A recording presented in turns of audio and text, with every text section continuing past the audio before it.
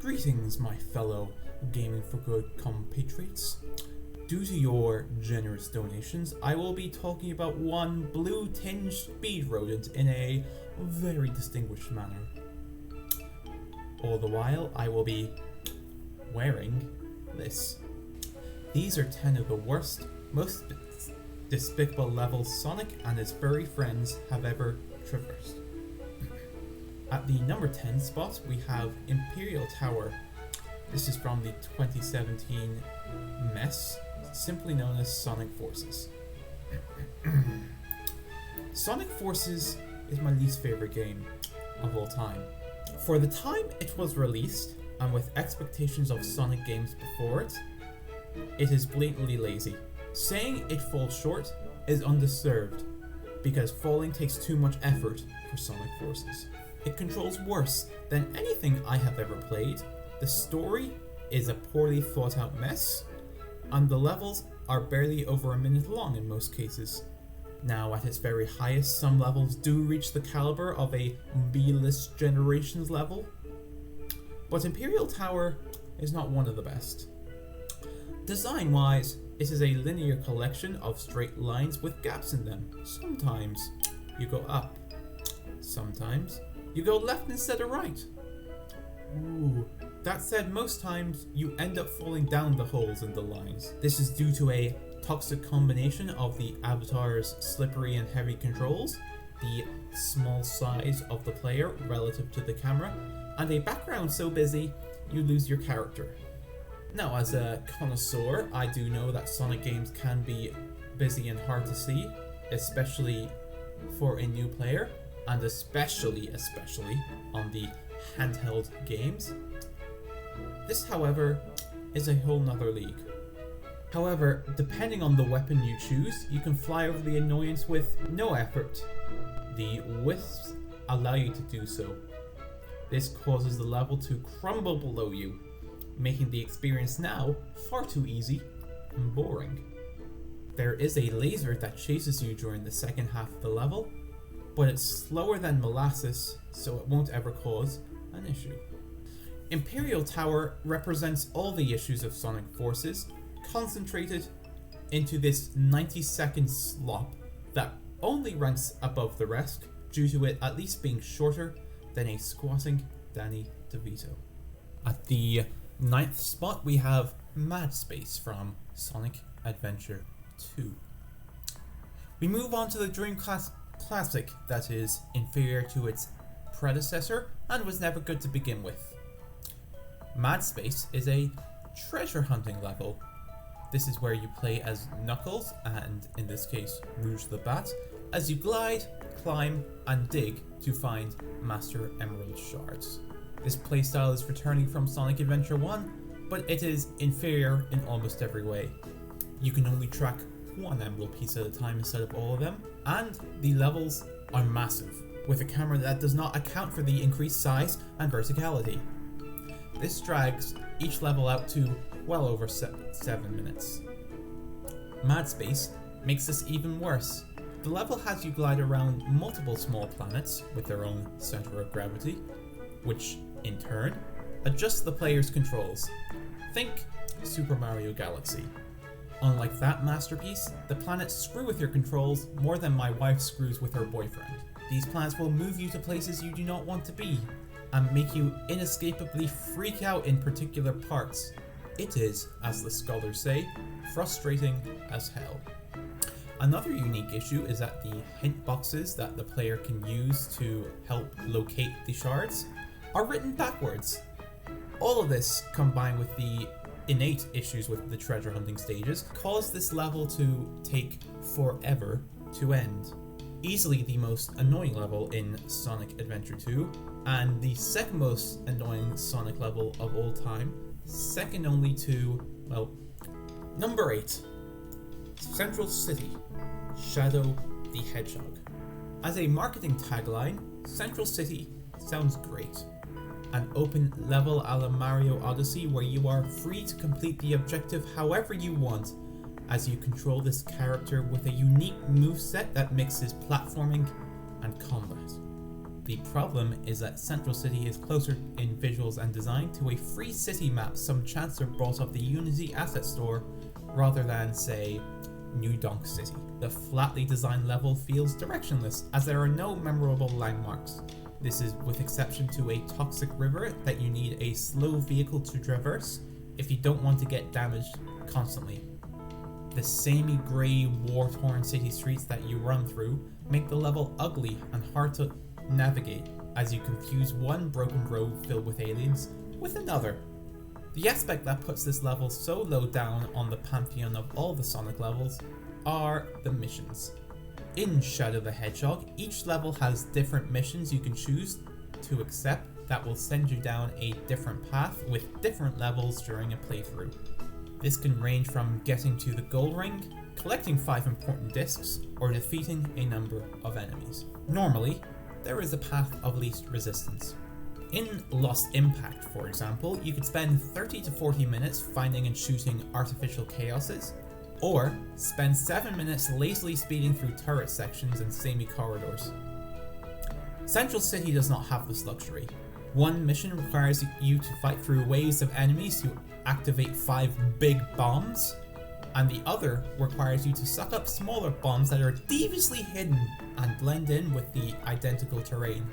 Both missions require you to painstakingly scour the level, and it's just as laborious as it sounds. Number 7. Labyrinth Zone. The original Sonic the Hedgehog. The infamous one. The most famous bad level in Sonic history. Back when the series was still finding its footing, Labyrinth Zone came around to kick the game in its shins. Not only is this filled with the syrupy water that many Sonic games deal with, but it also contains some of the most bullshit obstacle and enemy placement in the series. This will cause the player to either die, fall down and lose a lot of progress, or drown to death from losing said progress. This is in addition to blocky level design that stops Sonic in his place, and slow moving platforms needed to find switch and open doors, leading this more puzzle based level to be oh so very slow. I also want to bring mention to the boss, where Dr. Robotnik runs the hell away from you and lets the hazardous environment and gravity do the work for him. Genius from his perspective, but a bollock from the players, and it is very lazily designed. Labyrinth Zone is a slow and plodding speed bump that can make anyone question how Sonic was a success in the first place. Number 6. Marble Zone, Sonic the Hedgehog. And here is a level that Labyrinth Zone managed to take the heat off of. This level has been a thorn in my side since I was but a child. It is just as bad as its 4th stage brother, and it didn't even need the power of water to get there. After an all-time classic Green Hill Zone, Marble Zone comes in as a speed bump so hard you think the designers were trying to physically harm you. There is no flow to the level design, as most of it is just waiting around slow-moving blocks across deadly lava, and waiting for slow-moving spike traps and weights that you need to jump on to progress. Not to mention the enemies and spikes that sneak up on you, the boring visuals, the boring music, and the boring blocky design a la Labyrinth Zone, and all the waiting. It is so boring and so dull, it wouldn't surprise me if it was a cause for chronic narcolepsy. The singular good thing I can say about this level is that it puts classic Sonic elitists in their place when they say Sonic has never been this jump in 3D. Shut the fuck up, Coney. Sonic wasn't perfect during then either.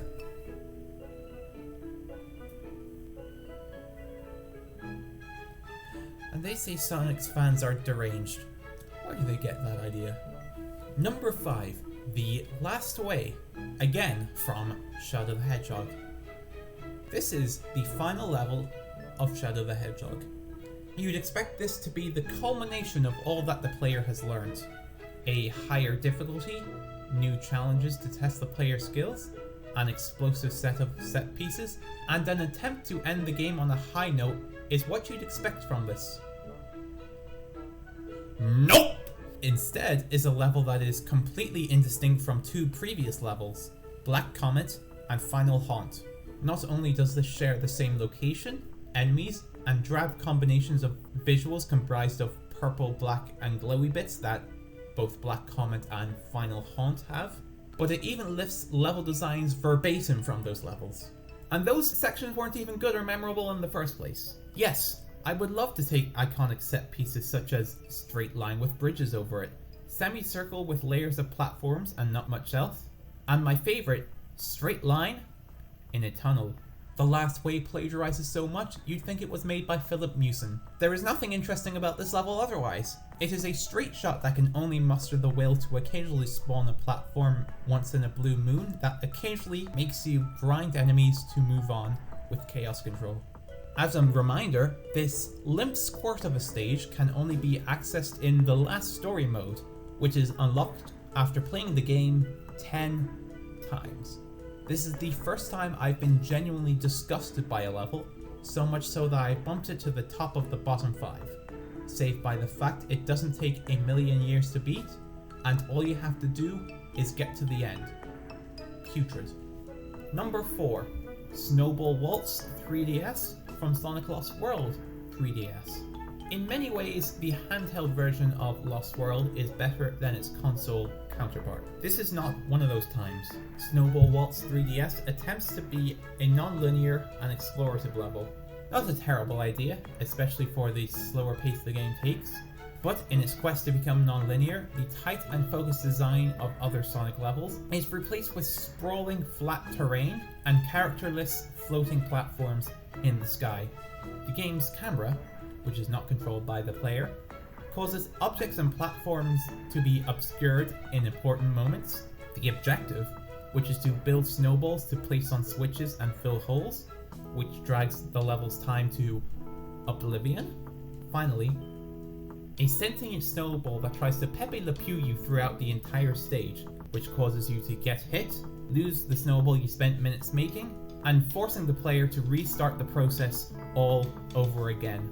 This, along with the sheer size of the level, causes this misery to go on for over 20 minutes. This causes me to explain to Dimps, the developer, on why they need to give me 100 quid for a new 3DS. Not even the absolutely lovely music can prevent this level from being in the bottom 4. Number 3, Sky High Zone, Sonic the Hedgehog 2, 8-bit. For those who have not played this oddity from a different age, this level should send shivers down any Game Gear owner's spine.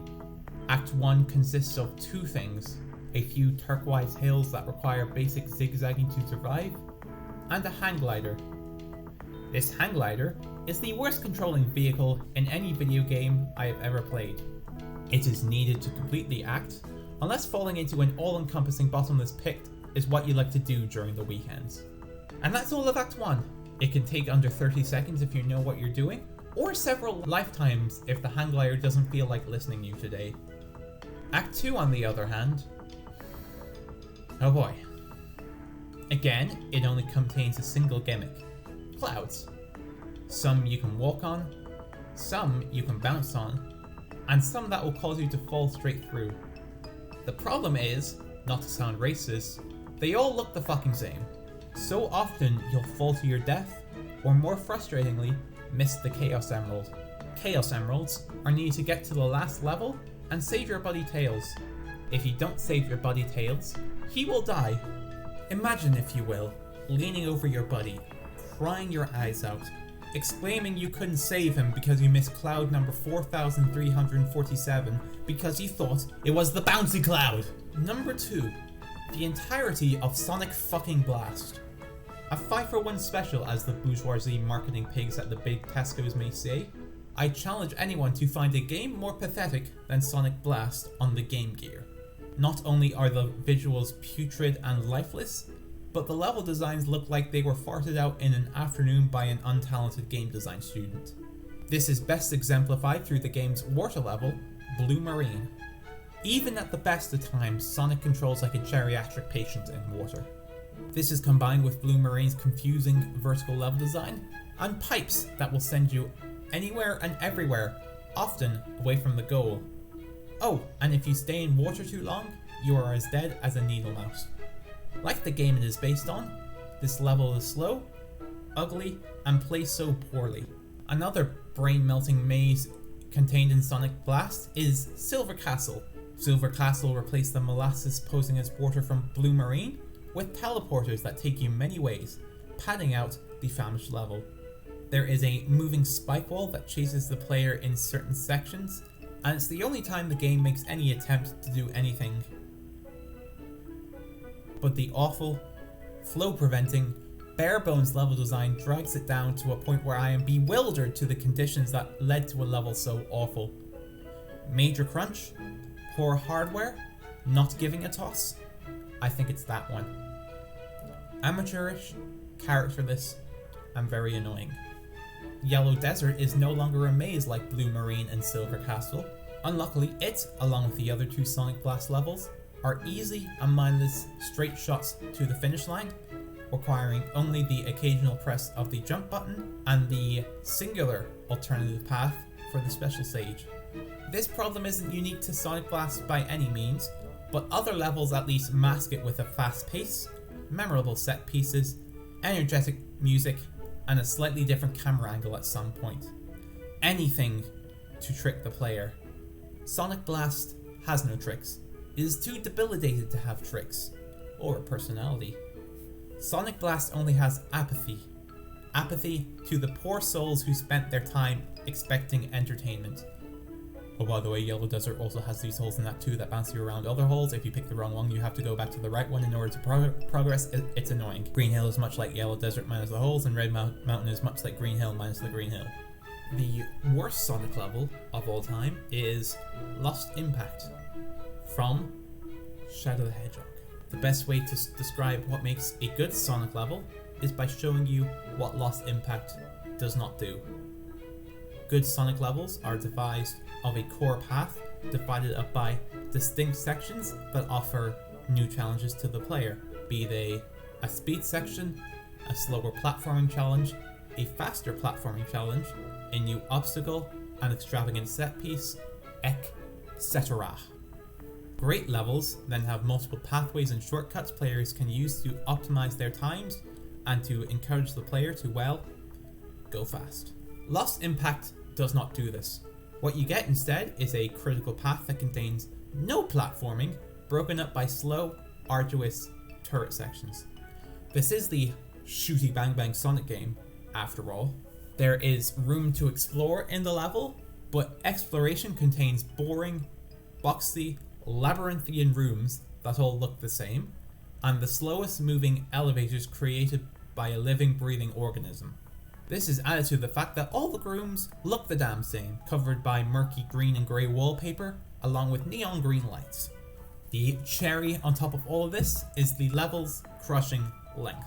A good Sonic level played at a good pace by a good player, such as myself, should take between 2 to 5 minutes to complete. Anything above is what I'd consider to be overstaying its welcome. The fast path of Lost Impact takes 6 to 7 minutes. Not awful, but should you decide to explore the level for, say, the 35 artificial chaoses needed to stay on the true hero path, yes, this is a Sonic platformer with a morality system, you're looking into a time closer to 40 minutes. A pitifully long level to end a pitifully long video. Good night, everybody.